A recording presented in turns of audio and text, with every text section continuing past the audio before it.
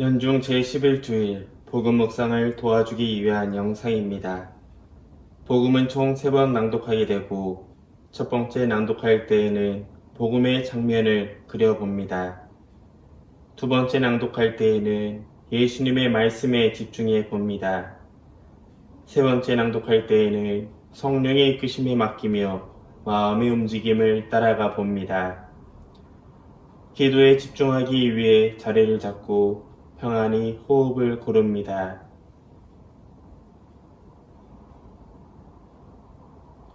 성령께서 함께 해주시기를 청하며 일을 시작하며 바치는 기도를 바치겠습니다. 성부와 성자와 성령의 이름으로 아멘. 오소서 성령님, 저희 마음을 성령으로 가득 채우시어 저희 안에 사랑의 불이 타오르게 하소서. 주님의 성령을 보내소서. 저희가 새로워지리이다. 또한 오늘이가 새롭게 되리이다. 기도합시다. 하느님, 성령의 빛으로 저희 마음을 이끄시어 바르게 생각하고 언제나 성령의 위로를 받아 누리게 하소서. 우리 주 그리스도를 통하여 비나이다. 아멘. 복음 말씀을 읽겠습니다. 마르코가 전한 거룩한 복음입니다. 그때 예수님께서 군중에게 말씀하셨다. 하느님의 나라는 이와 같다. 어떤 사람이 땅에 씨를 부려놓으면 밤에 자고 낮에 일어나고 하는 사이에 씨는 싹이 터서 자라는데 그 사람은 어떻게 그리 되는지 모른다. 땅이 저절로 열매를 맺게 하는데 처음에는 줄기가, 다음에는 이삭이 나오고 그 다음에는 이삭의 나달이 연근다. 곡식이 익으면 그 사람은 곧 낫을 된다. 수확대가 되었기 때문이다. 예수님께서 다시 말씀하셨다. 하느님의 나라를 무엇에 비길까? 무슨 비유로 그것을 나타낼까? 하느님의 나라는 겨자씨와 같다. 땅에 뿌릴 때에는 세상의 어떤 씨앗보다도 작다. 그러나 땅이 뿌려지면 자라나서 어떤 풀보다도 커지고 큰 가지들을 뻗어 하늘의 새들이 그 그늘에 깃들일 수 있게 된다.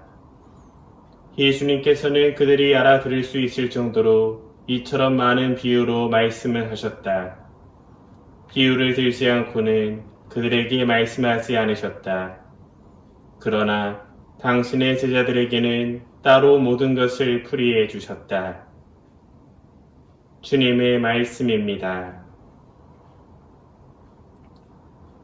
호숫가에 홀로 계신 예수님께 주변에 있던 군중들은 12제자와 함께 다가옵니다. 그들에게 예수님은 비유를 풀이해 주십니다.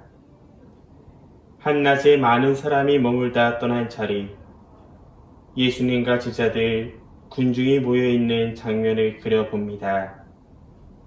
호숫가와 어느 정도 떨어져 있을지, 햇살은 어떠하며 바람은 어떤지, 예수님은 어디에서 어떤 제사로 어떤 표정으로 이야기하고 계시는지 그려봅시다. 예수님이 군중 앞에 서서 말씀을 하시는지, 군중에게 둘러싸여서 말씀하시는지 상상해 봅니다. 그분의 말씀을 들으려는 군중은 어떤 표정과 자세를 하고 있는지 살펴봅니다. 예수님의 말씀을 하나라도 더 들으려는 사람도 있고, 지나가다 얼핏 참여하는 사람도 있고, 또 어떤 사람들이 예수님을 찾아와 이야기를 듣고 있는지 살펴봅시다. 가난한 민중들, 부귀한 귀족들, 율법학자들, 바리사이들, 혹 호수에서 일하던 어부인지, 아니면 길을 지나가던 여행객인지, 아니면 스승님의 말씀을 배우러 온 학자인지, 그런 군중들을 바라보는 제자는 어떤 표정으로 바라보고 있는지 그려봅시다. 그리고 이 모든 것을 바라보고 계시는 예수님의 눈빛을 그려봅시다.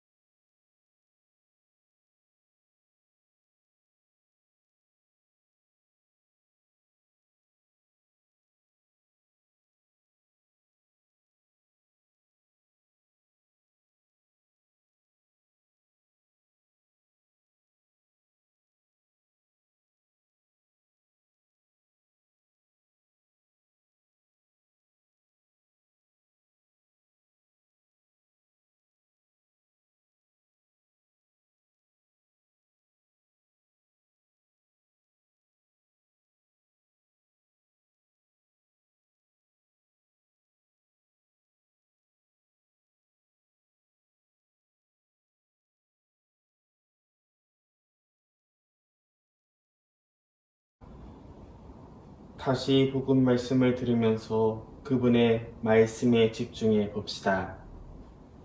마르코가 전한 거룩한 복음입니다. 그때 예수님께서 군중에게 말씀하셨다. 하느님의 나라는 이와 같다. 어떤 사람이 땅에 씨를 뿌려놓으면 밤에 자고 낮에 일어나고 하는 사이에 씨는 싹이 터서 자라는데 그 사람은 어떻게 그리 되는지 모른다. 땅이 저절로 열매를 맺게 하는데 처음에는 줄기가, 다음에는 이삭이 나오고 그 다음에는 이삭의 나랄이 연근다. 곡식이 익으면 그 사람은 곧 낫을 벤다. 수확대가 되었기 때문이다. 예수님께서 다시 말씀하셨다. 하느님의 나라를 무엇에 비길까? 무슨 비유로 그것을 나타낼까? 하느님의 나라는 겨자씨와 같다. 땅에 뿌릴 때에는 세상의 어떤 씨앗보다도 작다. 그러나 땅이 뿌려지면 자라나서 어떤 풀보다도 커지고 큰 가지들을 뻗어 하늘의 새들이 그 그늘에 깃들일 수 있게 된다. 예수님께서는 그들이 알아들을 수 있을 정도로 이처럼 많은 비유로 말씀을 하셨다. 비유를 들지 않고는 그들에게 말씀하지 않으셨다. 그러나 당신의 제자들에게는 따로 모든 것을 풀이해 주셨다. 주님의 말씀입니다. 예수님께서는 하느님 나라를 비유로 설명하십니다.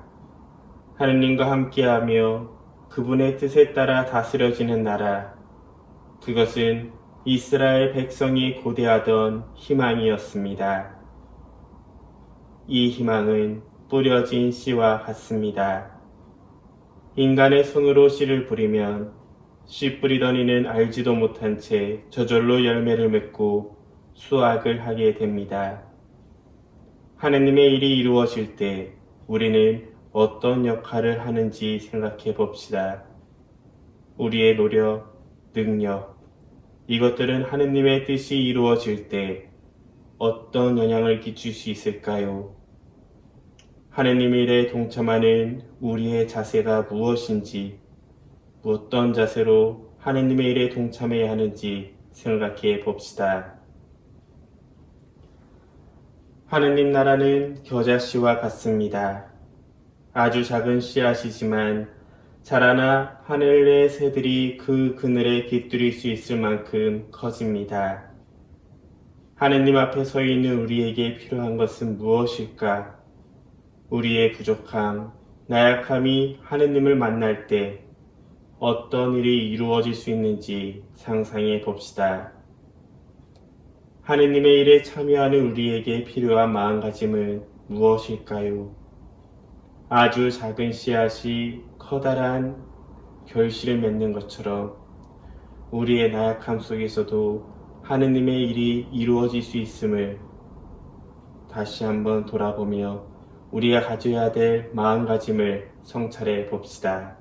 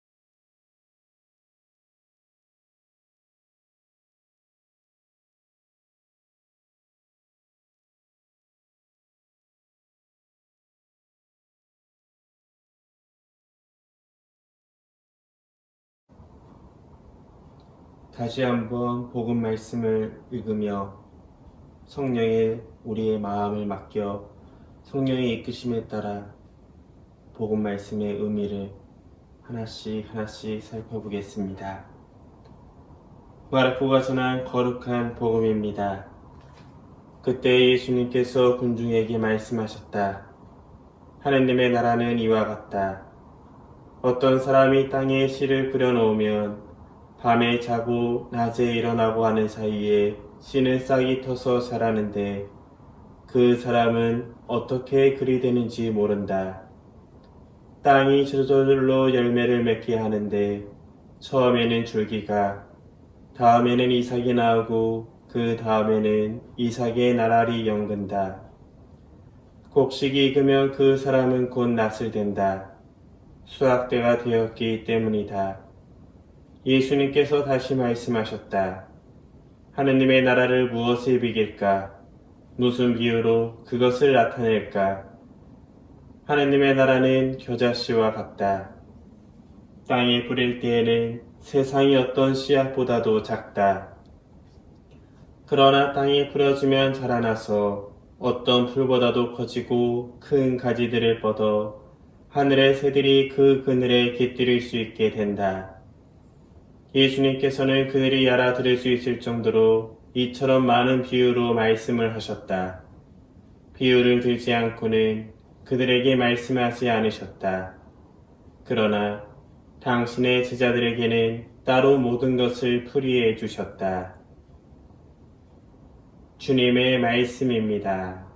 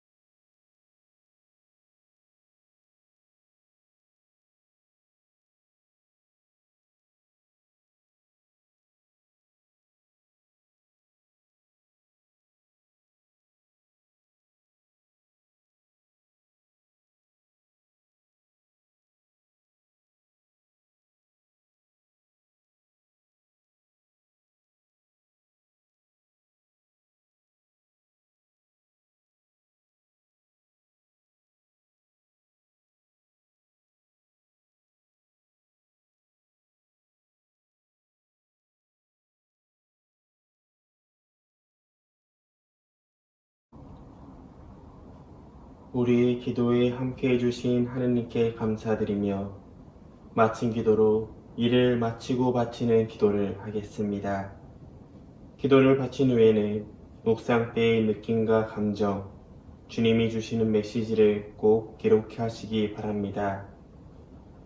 성부와 성자와 성령의 이름으로 아멘.